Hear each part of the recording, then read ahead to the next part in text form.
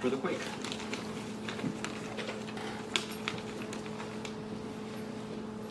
The 16th day after the quake was cold. The morning was gradual, no lights flicked on, no alarms or radios sounded, no trains made commuter runs. Day came slowly, dimly. People woke, dressed, wandered about the city on arbitrary schedules. A heavy fog smoothed any sparks of activity. Save for a barking dog or a shattering window, there was no sound. On the roof of a 4-story apartment building in the sunset, a man heated a breakfast of canned soup above a burning couch cushion. A torn half cushion burned long enough to heat a can of soup, it turned out. 1 couch, 6 hot meals. The man had been sleeping on the roof for the past 6 days.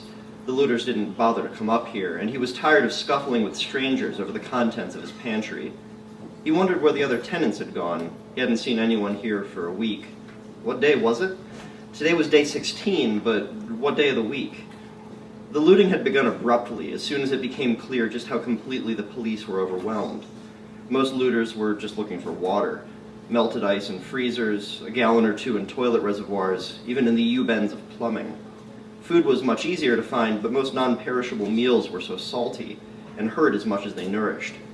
Early on, some people had taken to collecting water from Lake Merced, and others broke into Golden Gate Park to get at the ponds and the water traps on the golf course. But they immediately and violently fell ill with parasites and quickly lost all the hydration they'd gained. The man finished his breakfast and wondered aloud what he might do today, on day 16. To the beach, perhaps? He'd heard that some people were camped there, avoiding the chaos of the city and keeping vigil for any ships that might bring aid. Word had spread that the president had given a press conference about the quake, and that he'd said he was closely monitoring the situation. Did that mean that help was coming? There was no way to know for sure. At least it's cool today, thought the man. It'd be colder yet on the beach. He climbed down the fire escape and headed west, down silent streets glittering with broken glass. Plenty of people still lived here, but few bothered to board up their windows and doors. That was a pronouncement to looters. Something here was worth taking. The fog blew up the street in gusts, and the man walked. Very refreshing. He opened his mouth and imagined that he wasn't thirsty. Many people had left the city, of course. They'd left by the tens of thousands as soon as the rioting had begun.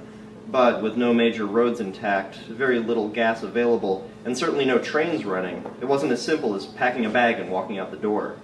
Some had left by bicycle or on foot, but it was 110 degrees on the peninsula, and the South Bay wasn't much better off than the city. After 4 or 5 days without much water, those who tried to leave under their own power quickly found that they had very little left. There were stories of bodies along the 101. The beach really was much cooler. It was midday, but the clouds remained low and thick. The man removed his shoes and socks and picked his way down to the water through a cluster of tents pitched just above the high tide line. Maybe 300 people were camped here, an odd assortment of refugees from the city, young couples with expensive-looking outdoor gear, older survivalists living under driftwood lean-tos, some homeless types for whom very little had changed. Most of them looked sincerely content, playing frisbee, napping, making sand sculptures. Some even drank cans of beer, a welcome respite from thirst, though certain to punish later. The man watched the group from a distance, standing at the edge of the shoreline and allowing the last reaches of surf to tickle his feet. The water was cold and frothy, and all too enticing. He pushed the tormenting thoughts out of his mind and tried to let the smooth gray sea calm him. A flock of pelicans passed overhead. Just shy of the horizon, an oil tanker inched along its course. It really was wonderfully calm here. A wave deposited a tangle of kelp at the man's feet, and he stooped to pick it up. It wasn't kelp, though. It was a loose bundle of frayed metal cables, bent and browned with algae. He rubbed at the braided metal with his thumb, revealing a surface of burnt orange paint. He looked down the beach and saw more strands of metallic seaweed washed up amidst the sand and foam.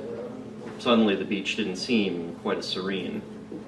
The wind, which for most of the day had been refreshing, took on a sharper chill, and the man began to shiver. Time to go home, thought the man. Well, time to go back to the roof. He looked out over the ocean one last time, forced damp and gritty feet back into sneakers, and wandered back toward the city. He followed the park back east. He'd never been inside, but always enjoyed walking alongside the fence and admiring the greenery.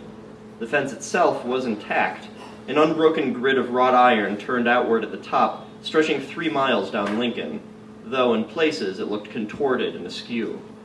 At least one of the towers by the polo field had collapsed. Even the architects who built the park properties hadn't anticipated a quake quite like this one.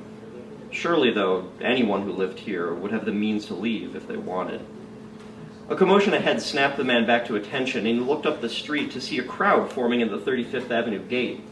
Dozens had gathered at the intersection, cheering and pointing down 35th Ave, where an old Muni bus sat. Where on earth did anyone find a Muni bus, thought the man. Yet there it was, rusted and dented, but otherwise intact, idling in the middle of the road. Wait, idling? It was running. Suddenly the man understood what was happening, and as he did, the bus groaned and lurched forward. The crowd parted to either side of the road as the bus gained speed, flew across Lincoln, and slammed into the 2-story iron gate. There was a deafening crack as the gate's massive hinges snapped clean, and the bus tumbled through the threshold, tipping and rolling across the flattened gate. The crowd, silent until the last hubcap came to a rest underneath a redwood tree, exploded in excitement and tore into the park. More onlookers had arrived at the sound of the crash, and they too ran straight through the wreckage and into a neighborhood full of new opportunity. From somewhere inside the park, an alarm sounded. So they do have electricity in there, thought the man. Well, not for long. He smiled to himself and walked home. The clouds began to thin just before sunset, and the man watched the first stars of the evening appear as he heated another can of soup on his roof. He enjoyed the nighttime these days. When else could you see a city lit only by moonlight? Dusk turned to darkness, and countless small fires appeared throughout the city. For a time, the fires on the ground mirrored the early stars in the sky, and the man drew lines between them, stitching earth and sky together. But it grew darker still, and a brilliant star field overwhelmed the modest patchwork of lights on land. A crisp Milky Way stretched across the sky from Twin Peaks to the headlands, casting a soft silver sheen on the remaining tower of the bridge. The man looked out over the city. It had never struck him as a peaceful place, and it certainly wasn't peaceful these days. But right now, from up here, after dark, everything seemed just fine. The man tossed his empty can off the roof, stamped out the fire, and lay down on a bare mattress by the fire escape. He closed his eyes.